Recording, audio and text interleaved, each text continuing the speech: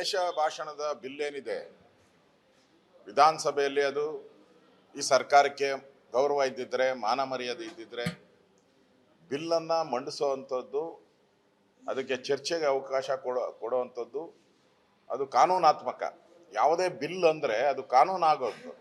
ಯಾವುದೇ ಕಾನೂನು ಆಗಬೇಕಾದ್ರೆ ಜನರ ಮೇಲೆ ಅದು ಪರಿಣಾಮ ಏನಾಗುತ್ತೆ ಇದೆಲ್ಲ ಚರ್ಚೆ ಆಗಬೇಕು. ಅದಕ್ಕೆ ನಮ್ಮ ಸಂವಿಧಾನದಲ್ಲಿ, ಅಂಬೇಡ್ಕರ್ ಅವರ ಸಂವಿಧಾನದಲ್ಲಿ ಅದಕ್ಕೆ ಪ್ರಾವಿಷನ್ ಜಾಸ್ತಿ ಕೊಟ್ಟಿದ್ದಾರೆ. ವಿಧಾನಸಭೆ ಇರೋದು ಗಲಾಟೆ ಮಾಡೋದು ಅಥವಾ ಬೇರೆ ಚರ್ಚೆ ಅಲ್ಲ. ವಿಧಾನಸಭೆ ಇರೋದು ಪ್ರಮುಖವಾಗಿ ಬಿಲ್ ಮಾಡೋದಕ್ಕೆ. ಆ ಬಿಲ್ಗೆ ಚರ್ಚೆ ಮಾಡೋಕ್ಕೆ ಅವಕಾಶ ಕೊಡಲಿಲ್ಲ. ಈ ಯಾವುದು ವಾಕ್ ಸ್ವಾತಂತ್ರ್ಯ, ದ್ವೇಷ ಭಾಷಣದ ಬಿಲ್ ಏನಿದೆ ಚರ್ಚೆ ಮಾಡೋಕ್ಕೆ ಅವಕಾಶ ನಾನು ಪ್ರಸ್ತಾವ ಮಾಡ್ತಾ ಇದ್ದೀನಿ ಅಪೋಸಿಷನ್ ಲೀಡರ್ ಆಗಿ. ಆಗಲೇ ಹೌದು ಎನ್ನುವರು ಹೌದು ಎನ್ನಿ ಅಂತ ಹೇಳ್ಬಿಟ್ರು. ಯಾಕೆ ಭಯ ಇವ್ರಿಗೆ? ಚರ್ಚೆ ಆದರೆ ಇದರಲ್ಲಿರೋ ಉಳುಕುಗಳೇನಿದೆ, ಇದು ಜನರಿಗೆ ಯಾವ ರೀತಿ ದ್ರೋಹ ಬಗೀತಾ ಇದ್ದಾರೆ ಇದು ಗೊತ್ತಾಗ್ತೈತೆ ಅಂತೇಳಿ ಅದನ್ನು ಮುಚ್ಚಿಡುವಂಥ ಕೆಲಸವನ್ನು ಮಾಡಿದ್ರು. ಬಿಲ್ಲನ್ನು ತರಾತುರಿಯಲ್ಲಿ ಪಾಸ್ ಮಾಡಿದ್ರು. ಇದು ಸ್ಪೀಕರ್ ಅವರ ನಡೆಯನ್ನು ಕೂಡ ನಮಗೆಲ್ಲ ಬೇಸರ ತಂದಿದೆ. ಸ್ಪೀಕರ್ ಅವರ ನಡೆಯನ್ನು ಕೂಡ ನಮಗೆಲ್ಲ ಬೇಸರ ತಂದಿದ್ದು. ಮಾಡಬಾರ್ದಾಗಿತ್ತು. ಸಣ್ಣ ಪುಟ್ಟ ಗಲಾಟೆ ಆಗೋದು ವಿಧಾನಸಭೆಯಲ್ಲಿ ಸಾಮಾನ್ಯ. ಅದು ಒಂದು ನಿಮಿಷ ಅದನ್ನು ಕರೆದು ಮಾತಾಡಿದ್ರೆ ಅಲ್ಲಿಗೆ ಮುಗ್ದೋಯ್ತು. ಬಟ್ ನಮ್ಮಲ್ಲಿ 15 ಜನ ಈ ಬಿಲ್ ಬಗ್ಗೆ ಮಾತಾಡೋರಿದ್ದು. ಅದಕ್ಕೆ ಬೆಳಕು ಚೆಲ್ಲಿ ಸರ್ಕಾರಕ್ಕೆ ಸದನ ಸಮಿತಿಗೆ ಒಪ್ಪಿಸಬೇಕು ಅಂತ ನಾವು ತೀರ್ಮಾನವನ್ನು ಮಾಡಿದ್ರಿ ಪಾರ್ಟಿಯಲ್ಲಿ. ಆದರೆ ಏಕಾಏಕಿ ಬಿಲ್ಲನ್ನು ಪಾಸ್ ಮಾಡಿರೋವಂಥದ್ದು ಒಳ್ಳೆಯದಲ್ಲ. ಈಗ ಗವರ್ನರ್ಗೆ ಹೋಗಿದೆ. ಸೋಮವಾರ ಬೆಳಗ್ಗೆ ನಾನು ಮತ್ತು ರಾಜ್ಯದ ಅಧ್ಯಕ್ಷರು ಛಲವಾದಿ ನಾರಾಯಣ ಸ್ವಾಮಿಯವರು, ನಮ್ಮ ಇತರ ಮುಖಂಡರುಗಳೆಲ್ಲರೂ ಕೂಡ ಗವರ್ನರನ್ನು ಭೇಟಿ ಮಾಡಿ ಆ ಬಿಲ್ಗೆ ಯಾವುದೇ ಕಾರಣಕ್ಕೂ ಸಹಿ ಆಗಬೇಡಿ, ಇದು ಜನರ ದ್ರೋಹ ಮಾಡುವಂಥ ಬಿಲ್ಲು, ವಾಕ್ ಸ್ವಾತಂತ್ರ್ಯವನ್ನು ಕಸಿಯುವಂಥದ್ದು, ಮಾಧ್ಯಮವನ್ನು ಹದ್ದುಬಸ್ತಲ್ಲಿ ಇಟ್ಕೊಳ್ಳೋವಂಥದ್ದು, ಮಾಧ್ಯಮವನ್ನು ಕತ್ತಿಸ್ಕೋವಂಥ ಒಂದು ಪ್ರಯತ್ನ 1975ನೇ ಇಸ್ವಿಯಲ್ಲಿ ಎಮರ್ಜೆನ್ಸಿ ಅಂತಂದು ಕಾಂಗ್ರೆಸ್ ಅವರು ಮಾಡಿದ್ರು. ಅದೇ ಚಾಳಿ, ಈ ಅದೇನು ಹೇಳ್ತಾರೆ, ಅದೇನೋ ಅಕ್ಕನ ಚಾಳಿ, ಅದೇನೋ ಮನೆ ಮಂದಿಗೆಲ್ಲ, ಮನೆ ಮಂದಿಗೆಲ್ಲ ಅಂತ ಅದಲ್ಲ, ಹಂಗೆ ಅವ್ರ ಚಾಳಿನೇ ಹಂಗೆ. ವಾಕ್ ಸ್ವಾತಂತ್ರ್ಯ ಕಸಿಬೇಕು, ಮಾಧ್ಯಮದ ಮೇಲೆ ಏರಬೇಕು, ಇದು ಮಾಡ್ತಾ ಇದ್ದಾರೆ. ಅದಕ್ಕೋಸ್ಕರ ನಾವು ವಿಜಯೇಂದ್ರ ಅವರು ಎಲ್ಲರೂ ಕೂಡ ನಾವು ಸೋಮವಾರ ಹೋಗ್ತಾ ಇದ್ರಿ. ಅಪಾಯಿಂಟ್ಮೆಂಟ್ ತೊಗೊಂಡಿದ್ದೀನಿ, ನಾನೇ ಮಾತಾಡಿ ಅಪಾಯಿಂಟ್ಮೆಂಟ್ ತೊಗೊಂಡಿದ್ದೀನಿ. ಸೊ ಸೋಮವಾರ ಹೋಗಿ ಗವರ್ನರ್ಗೆ ಭಾಳ ಇದರಿಂದ ಆಗೋವಂಥ ಅನಾಹುತಗಳನ್ನು ಗವರ್ನರ್ಗೆ ವಿವರಿಸ್ತೀವಿ. ಯಾಕಂದರೆ ಅವರೇ ರಾಜ್ಯದ ಮೊದಲ ಪ್ರಜೆ, ಅವರೇ ಹೆಡ್. ಅದಕ್ಕೆ ಅವ್ರಿಗೆ ನಮ್ಮ ಅಹವಾಲು ಇಲ್ಲಿ ನಾವು ಹೇಳಕ್ಕೆ ಅಹವಾಲೇ ಬಿಡಲಿಲ್ಲ. ಅದಕ್ಕೆ ನಮ್ಗೆ ಬೇರೆ ದಾರಿ ಇಲ್ಲ. ನಾವು ಗವರ್ನರ್ಗೆ ಹೋಗಿ ಆಗಿರೋವಂಥ ತಪ್ಪನ್ನು ಸರಿ ಮಾಡಿ ಅಂತೇಳಿ ನಾವು ಗವರ್ನರ್ ಅವ್ರಿಗೆ ವಿನಂತಿಯನ್ನು ಮಾಡ್ತೀವಿ.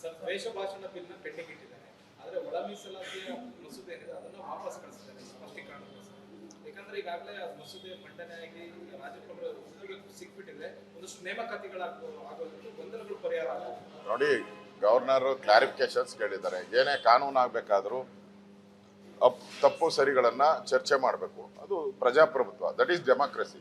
That is the beauty of the democracy. ಆ ದೃಷ್ಟಿಯಿಂದ ಮಾಡಿದ್ದಾರೆ. ಅದೇನು ಪ್ರಶ್ನೆ ಅದೇನು ಉದ್ಭವ ಆಗಲ್ಲ. ಮೀಸಲಾತಿಯದು ಕೂಡ ಕಾನೂನಾತ್ಮಕವಾಗಿ ಏನು ಸರಿ ಇದೆ ನೋಡಿ ಮಾಡ್ತಾರೆ ಅಂತ ಅನ್ಸುತ್ತೆ ನನಗೆ. ಸರ್, ಕೇರಳದಲ್ಲಿ ಒಂದು ಹೊಸ ಮಸೂದೆಯನ್ನು ತರಲಾಗಿದೆ. ಮಲಯಾಳಮನ್ನು ಪ್ರಥಮ ಭಾಷೆಯಾಗಿ ಎಲ್ಲ ಶಾಲೆ ಕಾಲೇಜುಗಳಲ್ಲಿ ಕಲಿಸಬೇಕು ಅನ್ನುವಂತ. ಇದೆಲ್ಲ ಒಂದ್ ಕಡೆ ಗಡಿ ಭಾಗದ ಜಿಲ್ಲೆಗಳಲ್ಲಿ ಕನ್ನಡ ಕಲಿತಿರುವಂತ ಶಾಲೆಗಳ ಮೇಲೆ ಒತ್ತಡ ಹೇರಬೇಕಾಗುತ್ತೆ. ಅಲ್ಲಿ ಮಲಯಾಳಮನ್ನ ಮೊದಲ ಭಾಷೆಯಾಗಿ ಮಾಡಿದ್ರೆ ಕನ್ನಡ ಎಲ್ಲ ಒಂದ್ ಕಡೆ ಸತ್ತು ಹೋಗುತ್ತೆ ಅನ್ನುವಂತ ಆತಂಕ ಇರಬೇಕು. ಇದು ಸಿದ್ದರಾಮಯ್ಯನವರ ಬ್ರದರ್ಸ್ ಮಾಡಿರುವಂಥದ್ದು. ಸಿದ್ದರಾಮಯ್ಯ, DK ಶಿವಕುಮಾರ್ ಅವರ ಬ್ರದರ್ಸು. ಯಾಕಂದ್ರೆ ಕೇರಳ ಅದು ಯಾವುದು INDA ಅಲ್ಲ, INDA ಅವರ ಪಾರ್ಟ್ನರು, ಅಂದರೆ ಕ್ಲೋಸ್ ಪಾರ್ಟ್ನರ್ಸು, ಫ್ರೆಂಡ್ಸು, ಕ್ಲೋಸೆಸ್ಟ್. ಆ ಕ್ಲೋಸೆಸ್ಟ್ ಅವ್ರಿಗೆ ಮೊದಲೇ ಇವ್ರ ಹತ್ರ ಮಾತಾಡಿರ್ತಾರೆ. ಇವರು ನಾನು ಒದ್ದಂಗೆ ಮಾಡ್ತೀನಿ, ನೀನು ಹತ್ತಂಗೆ ಮಾಡು ಅಂತ ಅಷ್ಟೇ. ಇದು ಏನು ಬೇರೆ ಏನೂ ಇಲ್ಲ. ಯಾಕಂದರೆ INDA ಪಾರ್ಟ್ನರ್ಸ್ ಅಂದರೆ ಏನೇ ತೀರ್ಮಾನ ತೆಗೆದುಕೊಳ್ಬೇಕಾದ್ರೂ ಮಾತುಕತೆ ಇರ್ತದೆ, ಸೌಹಾರ್ದತೆ ಇರ್ತದೆ. ಇವಾಗ ನಮ್ದಿಲ್ವಾ, ನಮ್ಮದು JDS ಇರ್ತೈತೆ, ನಮ್ಮದು ನಿತೀಶ್ ಕುಮಾರ್ ಪಾರ್ಟಿ ಇದೆ. ಏನೇ ಮಾಡಬೇಕಾದ್ರೂ ತೀರ್ಮಾನ ಆಗುತ್ತೆ ಇದರಲ್ಲಿ. ಇದು ಏಕಾಏಕಿ ತೀರ್ಮಾನ ಮಾಡವ್ರೆ ಅಂದರೆ ಇದರಲ್ಲಿ ಸಿದ್ದರಾಮಯ್ಯನವರು ಡಿ ಕೆ ಶಿವಕುಮಾರ್ ಕೈವಾಡ ಪಕ್ಕ ಇದೆ, ಇವ್ರ ಬ್ರದರ್ಸು, ಅವರೆಲ್ಲ ಚರ್ಚೆ ಮಾಡಿ ನಾವು ಸುಮ್ಮನೆ ಕನ್ನಡ ಕನ್ನಡ ಅಂತೀರಿ, ನೀವು ಮಲಯಾಳಿ ಅನ್ನಿ, ಅಲ್ಲಿ ಮ್ಯಾಚ್ ಮಾಡ್ಬಿಡೋಣ ಇಬ್ರು ಮ್ಯಾಚ್ ಫಿಕ್ಸಿಂಗ್ ಅಂತ ಮಾಡ್ಕೊಂಡಿರೋದು. ಹಂಗಿದ್ದಿದ್ರೆ ಆಕ್ಷನ್ ತಗೊಂಡ್ಲಿ ಸಿದ್ದರಾಮಯ್ಯನವರು. ಕಾರವಾಗಿ ಪತ್ರ ಬರೆದಿದ್ದಾರೆ ಪಿಣರಾಯಿ ವಿಜಯನ್ಗೆ. ಅದೇ ಹೇಳ್ದಲ್ಲ, ಅಂಡರ್ಸ್ಟ್ಯಾಂಡಿಂಗ್ ಅದು. ಕಾರ ಅಂದ್ರೆ ಆಗಲ್ಲ, ಅವ್ರು ಹೆಂಗೆ ಹೇಳಿದ್ರು ಹಂಗೆ ಹೇಳಿದ್ರ.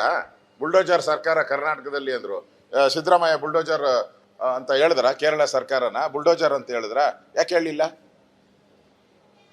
ಸ್ಟ್ರಾಂಗ್ ಖಾರ ಅಲ್ಲ, ಉಪ್ಪು ಖಾರ ಎರಡು ಸೇರ್ಸಿ ಹಾಕ್ಬೇಕು, ಅವಾಗೇ ಅವ್ರು ಭಯ ಬೀಳೋದು. ಹೇಳಿ ಬುಲ್ಡೋಜರ್ ಸರ್ಕಾರ ಅಂತ ಹೇಳಿ ಸಿದ್ದರಾಮಯ್ಯನವರು ಕೇರಳ ಸರ್ಕಾರವನ್ನ. ಹೇಳಲ್ಲ. ಎಲ್ಲ ಇದೆಲ್ಲ ಮ್ಯಾಚ್ ಫಿಕ್ಸಿಂಗು. ಇದು ಕನ್ನಡಕ್ಕೆ ದ್ರೋಹ ಬಾಗದಂತ ಸರ್ಕಾರ. ಮೊನ್ನೆನೇ ಹೋಗಿದ್ರಲ್ಲಪ್ಪ, ಅಲ್ಲೇ ಅವ್ರ ಜೊತೆ ವೇದಿಕೆ ಮೇಲೆ ಕೈ ಕುಲ್ಕಿ ಪುಷ್ಪ ಕೊಟ್ಟು ಆಲಿಂಗನ ಎಲ್ಲ ಮಾಡಿದ್ರಲ್ಲ, ಅವಾಗ ಕೇಳಬೇಕಾಯ್ತು. ಇದು ಬರಬೇಕಾದ್ರೆ ಪೂರ್ವ ತಯಾರಿ ಆಗಿರ್ತದೆ, ಅಲ್ಲಿ ಹೇಳ್ಬೇಕಾಯ್ತು. ಏನೂ ಇಲ್ಲ. ಯಾವ್ದಾವುದಕ್ಕೋ ಕೇಂದ್ರ ಸರ್ಕಾರ ಅನ್ಯಾಯ, ಕೇಂದ್ರ ಸರ್ಕಾರ ಅನ್ಯಾಯ, ಮೋದಿ ಅನ್ಯಾಯ ಅಂತಾರಲ್ಲ. ನಿಮ್ಮ ಪಾರ್ಟ್ನರ್ಗಳು ಮಾಡ್ತಾವ್ರಲ್ಲ ಬ್ರದರ್ಸು, ಅದನ್ನ ಯಾಕೆ ಅನ್ಯಾಯ ಅಂತ ಹೇಳಲ್ಲ? ಇದು ಸಿದ್ದರಾಮಯ್ಯನವರ ದ್ವಿಮುಖ ನೀತಿ. ಇದು ಒಳ್ಳೇದಲ್ಲ, ಕನ್ನಡಕ್ಕೆ ಮಾರಕ. ಸಿದ್ದರಾಮಯ್ಯನವರು ಕನ್ನಡಕ್ಕೆ ಮಾರಕ ತರುವಂಥ ಕೆಲಸವನ್ನು ಮಾಡಿದರೆ ಇದಕ್ಕೆ ಪ್ರೊಟೆಸ್ಟ್ ಯಾವ ರೀತಿ ಇರಬೇಕು ಅಂದರೆ ಬೆಚ್ಚಿ ಬೀಳ್ಬೇಕು ಕೇರಳದವರು. ಆ ರೀತಿಯ ಪ್ರೊಟೆಸ್ಟ್ ಆದರೆ ಜನಕ್ಕೆ ನಂಬಿಕೆ ಬರ್ತದೆ. ಇಲ್ಲ ಅಂದರೆ ನೀವು ಇನ್ವಾಲ್ವ್ ಅಂತ ನಾವು ತಿಳ್ಕೊತೀವಿ. ದ್ವೇಷ ಭಾಷಣದ ಬಿಲ್ ಏನಿದೆ ವಿಧಾನಸಭೆಯಲ್ಲಿ, ಅದು ಈ ಸರ್ಕಾರಕ್ಕೆ ಗೌರವ ಇದ್ದಿದ್ರೆ, ಮಾನ ಮರ್ಯಾದೆ ಇದ್ದಿದ್ರೆ ಬಿಲ್ಲನ್ನು ಮಂಡಿಸುವಂಥದ್ದು, ಅದಕ್ಕೆ ಚರ್ಚೆಗೆ ಅವಕಾಶ ಕೊಡುವಂಥದ್ದು ಅದು ಕಾನೂನಾತ್ಮಕ. ಯಾವುದೇ ಬಿಲ್ ಅಂದರೆ ಅದು ಕಾನೂನು ಆಗೋದು. ಯಾವುದೇ ಕಾನೂನು ಆಗಬೇಕಾದ್ರೆ ಜನರ ಮೇಲೆ ಅದು ಪರಿಣಾಮ ಏನಾಗುತ್ತೆ, ಇದೆಲ್ಲ ಚರ್ಚೆ ಆಗಬೇಕು. ಅದಕ್ಕೆ ನಮ್ಮ ಸಂವಿಧಾನದಲ್ಲಿ, ಅಂಬೇಡ್ಕರ್ ಅವರ ಸಂವಿಧಾನದಲ್ಲಿ ಅದಕ್ಕೆ ಪ್ರಾವಿಷನ್ ಜಾಸ್ತಿ ಕೊಟ್ಟಿದ್ದಾರೆ. ವಿಧಾನಸಭೆ ಇರೋದು ಗಲಾಟೆ ಮಾಡೋದು ಅಥವಾ ಬೇರೆ ಚರ್ಚೆ ಅಲ್ಲ. ವಿಧಾನಸಭೆ ಇರೋದು ಪ್ರಮುಖವಾಗಿ ಬಿಲ್ ಮಾಡೋದಕ್ಕೆ. ಆ ಬಿಲ್ಗೆ ಚರ್ಚೆ ಮಾಡೋಕ್ಕೆ ಅವಕಾಶ ಕೊಡಲಿಲ್ಲ. ಈ ಯಾವುದು ವಾಕ್ ಸ್ವಾತಂತ್ರ್ಯ, ದ್ವೇಷ ಭಾಷಣದ ಬಿಲ್ ಏನಿದೆ, ಚರ್ಚೆ ಮಾಡೋಕ್ಕೆ ಅವಕಾಶ ನಾನು ಪ್ರಸ್ತಾವ ಮಾಡ್ತಾ ಇದ್ದೀನಿ ಅಪೋಸಿಷನ್ ಲೀಡರ್ ಆಗಿ.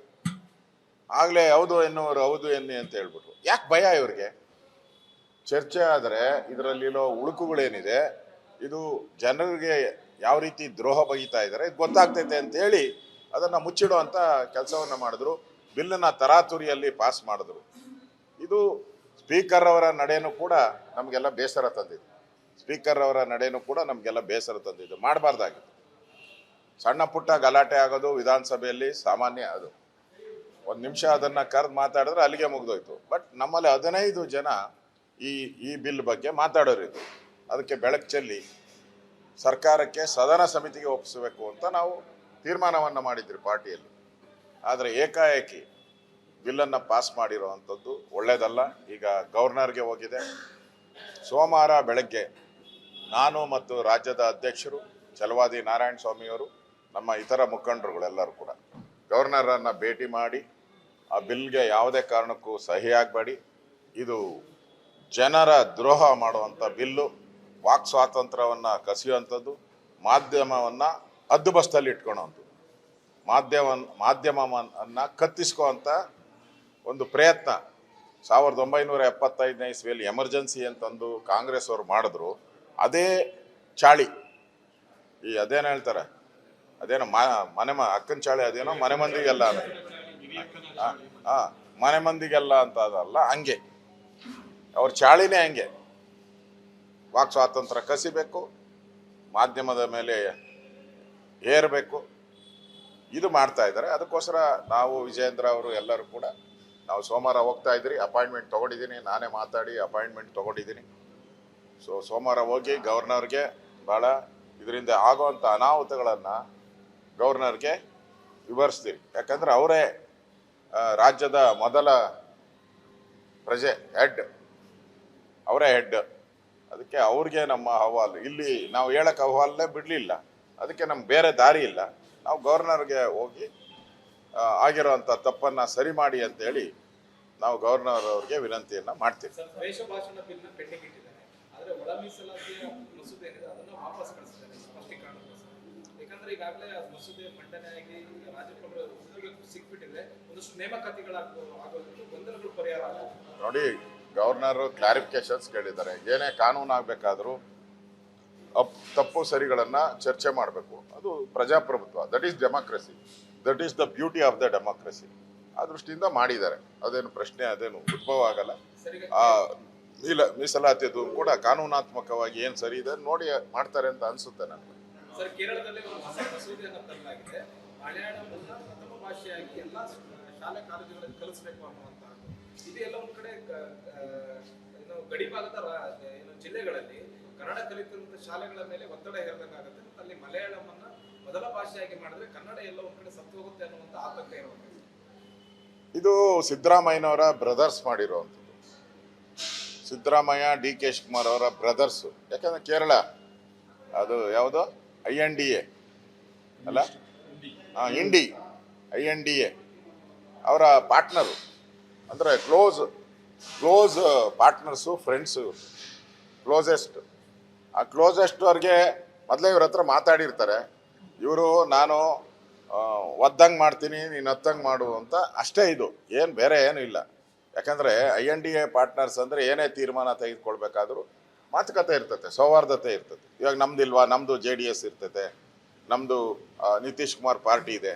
ಏನೇ ಮಾಡಬೇಕಾದ್ರೂ ತೀರ್ಮಾನ ಆಗುತ್ತೆ ಇದರಲ್ಲಿ. ಇದು ಏಕಾಏಕಿ ತೀರ್ಮಾನ ಮಾಡವ್ರೆ ಅಂದರೆ ಇದರಲ್ಲಿ ಸಿದ್ದರಾಮಯ್ಯನವರು, DK ಶಿವಕುಮಾರ್ ಕೈವಾಡ ಪಕ್ಕ ಇದೆ. ಇವ್ರ ಬ್ರದರ್ಸು ಅವರೆಲ್ಲ ಚರ್ಚೆ ಮಾಡಿ ನಾವು ಸುಮ್ಮನೆ ಕನ್ನಡ ಅಂತೀರಿ, ನೀವು ಮಲಯಾಳಿ ಅನ್ನಿ, ಅಲ್ಲಿ ಮ್ಯಾಚ್ ಮಾಡ್ಬಿಡೋಣ, ಇಬ್ಬರು ಮ್ಯಾಚ್ ಫಿಕ್ಸಿಂಗ್ ಅಂತ ಮಾಡ್ಕೊಂಡಿರೋದು. ಹಂಗಿದ್ದಿದ್ರೆ ಆಕ್ಷನ್ ತಗೊಂಡ್ಲಿ ಸಿದ್ದರಾಮಯ್ಯನವರು. ಅದೇ ಹೇಳ್ದಲ್ಲ, ಅಂಡರ್ಸ್ಟ್ಯಾಂಡಿಂಗ್. ಅದು ಕಾರ ಅಂದ್ರೆ ಆಗಲ್ಲ. ಅವ್ರು ಹೆಂಗೆ ಹೇಳಿದ್ರು ಹಂಗೆ ಹೇಳಿದ್ರ. ಬುಲ್ಡೋಜರ್ ಸರ್ಕಾರ ಕರ್ನಾಟಕದಲ್ಲಿ ಅಂದ್ರು, ಸಿದ್ದರಾಮಯ್ಯ ಬುಲ್ಡೋಜರ್ ಅಂತ ಹೇಳಿದ್ರ ಕೇರಳ ಸರ್ಕಾರನ ಬುಲ್ಡೋಜರ್ ಅಂತ ಹೇಳಿದ್ರ? ಯಾಕೆ ಹೇಳಿಲ್ಲ? ಸ್ಟ್ರಾಂಗ್ ಖಾರ ಅಲ್ಲ, ಉಪ್ಪು ಖಾರ ಎರಡು ಸೇರ್ಸಿ ಹಾಕ್ಬೇಕು, ಅವಾಗೇ ಅವ್ರು ಭಯ ಬಿಡೋದು. ಹೇಳಿ ಬುಲ್ಡೋಜರ್ ಸರ್ಕಾರ ಅಂತ ಹೇಳಿ ಸಿದ್ದರಾಮಯ್ಯನವರು ಕೇರಳ ಸರ್ಕಾರವನ್ನ. ಹೇಳಲ್ಲ. ಇದೆಲ್ಲ ಮ್ಯಾಚ್ ಫಿಕ್ಸಿಂಗು. ಇದು ಕನ್ನಡಕ್ಕೆ ದ್ರೋಹ ಬಗೆದಂಥ ಸರ್ಕಾರ. ಮೊನ್ನೆನೇ ಹೋಗಿದ್ರಲ್ಲಪ್ಪ, ಅಲ್ಲೇ ಅವ್ರ ಜೊತೆ ವೇದಿಕೆ ಮೇಲೆ ಕೈ ಕುಲ್ಕಿ ಪುಷ್ಪ ಕೊಟ್ಟು ಆಲಿಂಗನ ಎಲ್ಲ ಮಾಡಿದ್ರಲ್ಲ, ಅವಾಗ ಕೇಳಬೇಕಾಯ್ತು. ಇದು ಬರಬೇಕಾದ್ರೆ ಪೂರ್ವ ತಯಾರಿ ಆಗಿರ್ತದೆ, ಅಲ್ಲಿ ಹೇಳ್ಬೇಕಾಯ್ತು. ಏನೂ ಇಲ್ಲ. ಯಾವ್ದಾವುದಕ್ಕೋ ಕೇಂದ್ರ ಸರ್ಕಾರ ಅನ್ಯಾಯ, ಮೋದಿ ಅನ್ಯಾಯ ಅಂತಾರಲ್ಲ. ನಿಮ್ಮ ಪಾರ್ಟ್ನರ್ಗಳು ಮಾಡ್ತಾವ್ರಲ್ಲ ಬ್ರದರ್ಸು, ಅದನ್ನ ಯಾಕೆ ಅನ್ಯಾಯ ಅಂತ ಹೇಳಲ್ಲ?